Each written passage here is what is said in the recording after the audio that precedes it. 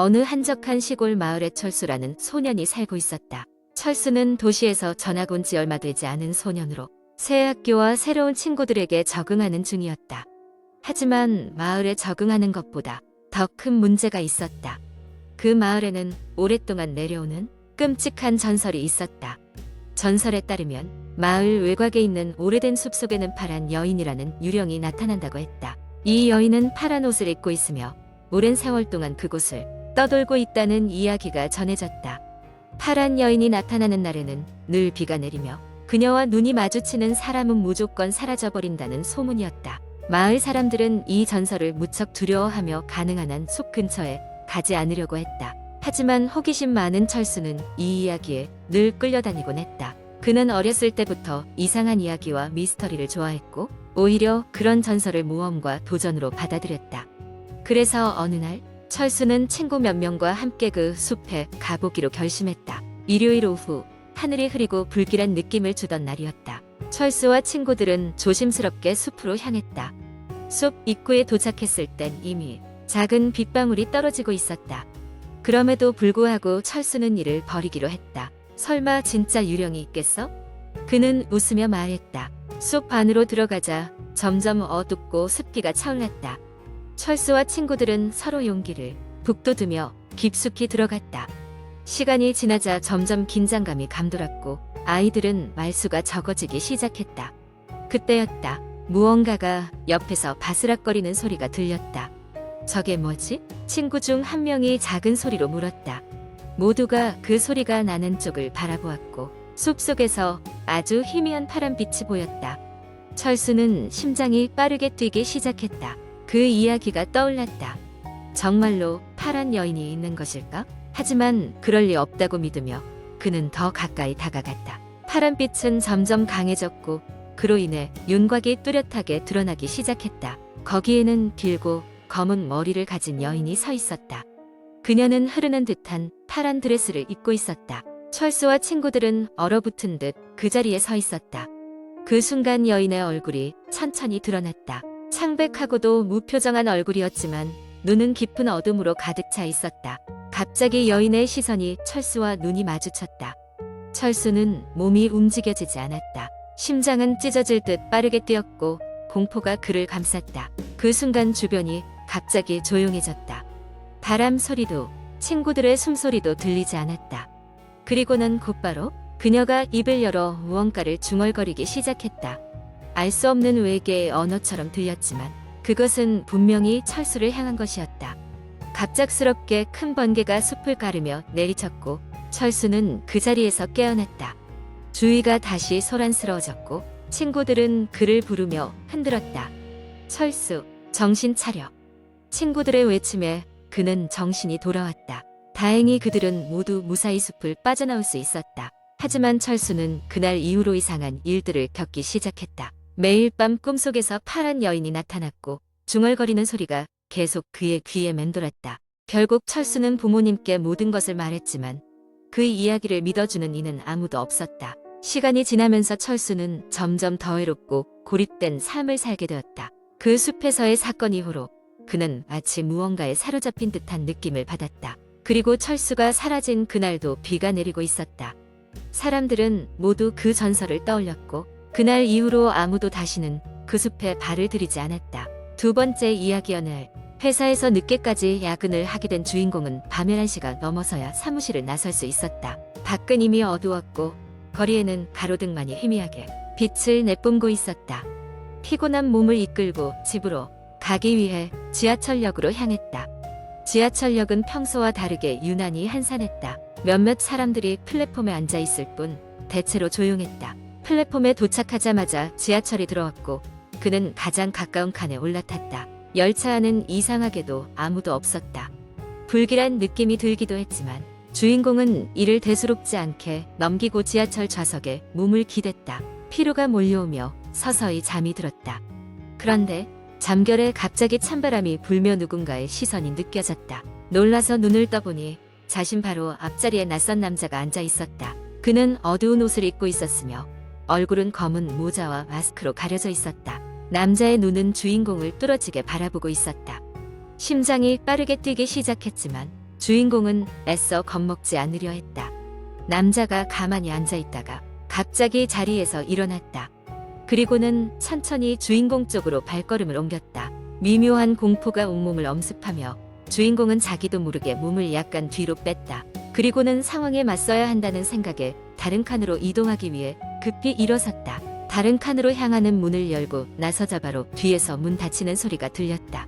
고개를 돌려보니 그 낯선 남자가 여전히 그를 바라보고 있었다. 남자는 아무 말 없이 그가 있는 칸으로 들어서기 시작했다. 주인공은 본능적으로 더 앞으로 나아갔지만 지하철은 여전히 달리고 있었고 이 기묘한 상황에서 벗어날 방법이 보이지 않았다. 여러 칸을 지나가며 주인공은 계속해서 남자를 따돌리려 했지만 남자는 끝까지 뒤쫓아왔다. 그러던 중 주인공은 지하철의 가장 끝 칸에 다다랐고 더는 도망칠 곳이 없다는 것을 깨달았다. 잠시 멈칫하며 주위를 둘러보니 문 옆에 작은 비상 버튼이 있는 것이 눈에 띄었다. 버튼을 누르려던 순간 문이 열리고 기차가 기적처럼 역에 도착했다. 주인공은 재빨리 열차 밖으로 뛰쳐나가 플랫폼에 올랐다. 주변을 둘러보니 몇몇 사람들이 있었다. 순간 안도의 한숨이 나왔지만 곧바로 아까 그 남자가 따라 내려오는지 확인하기 위해 뒤를 돌아봤다. 그 남자는 그를 따라 내리지 않았다. 대신 열차 안쪽에서 창문 너머로 주인공을 여전히 바라보고 있었다. 지하철이 다시 출발하며 남자의 모습은 서서히 멀어져 갔고 결국 어둠 속으로 사라졌다. 집으로 돌아오는 길, 주인공은 그 일이 단순한 우연이었기를 바랐다. 그러나 그날 이후로도 가끔씩 늦은 밤기가 할 때면 뒷골이 서늘해지는 느낌과 함께 누군가의 시선을 느끼는 듯했다. 그리고 지하철을 탈 때마다 창문 너머로 그 남자의 눈동자가 떠오르곤 했다. 세 번째 이야기. 어둡고 음산한 분위기의 어느 날 밤, 난 지루한 하루를 보내고 있었다. 평소처럼 인터넷을 돌아다니며 시간을 때우고 있었는데 우연히 들른 한 커뮤니티에서 기이한 글을 발견하게 되었다. 제목은 이메일을 열지 마세요. 였다. 내용은 다음과 같았다. 안녕하세요, 여러분. 저는 며칠 전 정말 이상한 경험을 했습니다. 평소와 다름없는 날이었고 회사에서 퇴근한 후 집으로 돌아와 컴퓨터를 켰습니다. 이메일을 확인하던 중 발신자를 알 수 없는 수상한 메일 하나를 발견했습니다.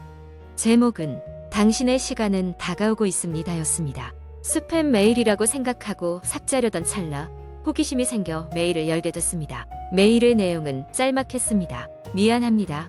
당신은 선택되었습니다. 7일 이내로 당신에게 찾아갈 것입니다. 도망칠 수 없습니다. 깜짝 놀라 눈을 비비고 다시 보았지만 메일은 그 후 사라졌습니다. 순간적인 착각이라고 생각하고 넘겼지만 그날 밤 잠을 자려는데 창문 너머로 인기척이 느껴졌습니다. 아무도 없을 것이라고 했어. 태연하게 생각하며 창문을 확인했지만 거기엔 아무도 없었습니다. 이상한 일이 계속되었습니다. 다음 날 퇴근해 집으로 돌아오는 길에 누군가 나를 계속 쳐다보고 있다는 느낌이 들었습니다. 뒤를 돌아보아도 거리는 적막했고 아무것도 보이지 않았습니다. 기분 탓이겠거니 하고 집으로 향했는데 그날 밤부터 악몽이 시작되었습니다. 꿈속에서 나는 낯선 곳에 혼자 서 있었습니다. 주위는 온통 어둠뿐이었고 어디선가 곧 당신을 찾아갈 것입니다. 라는 속삭임이 들렸습니다. 그 목소리는 매우 낮고 섬뜩했습니다. 하루하루가 지나갈수록 그 불안은 더욱 커졌습니다. 출근길에도 퇴근길에도 계속해서 누군가 나를 지켜보는 듯한 느낌이 들었습니다. 집에서는 작은 소리가 들리곤 했습니다. 문이 삐걱거리는 소리, 누군가 발소리를 죽이고 걷는 소리가 밤마다 들려왔습니다. 심지어 밥솥에서 기이한 끓는 소리까지 들리더군요.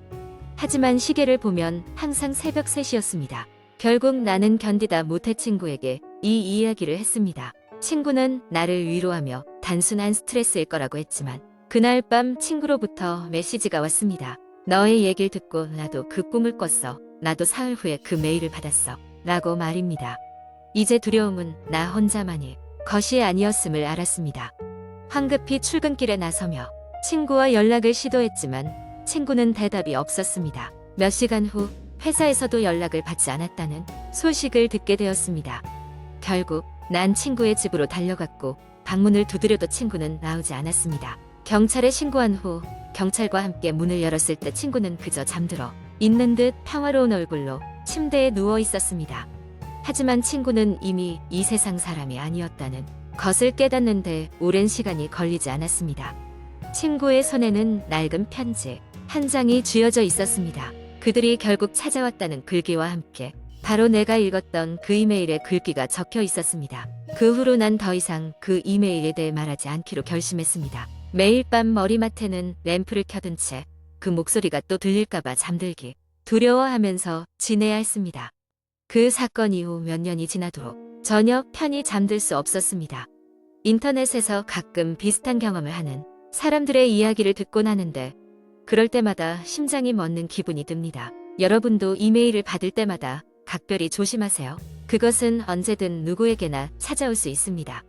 자신의 이야기에 걷잡을 수 없는 두려움을 가진 누리꾼들은 하나둘씩 댓글을 달기 시작했다. 비슷한 경험을 했다는 사람부터 단순한 이야기일 뿐이라는 사람까지 다양한 반응이 이어졌지만 이 이야기는 인터넷에서 쉽게 잊히지 않았다. 그 이야기가 사실인지 단순히 누군가의 상상 속 이야기인지 알 수는 없지만 이 글을 읽는 당신도 그 이메일을 받지 않도록 조심하길 바란다.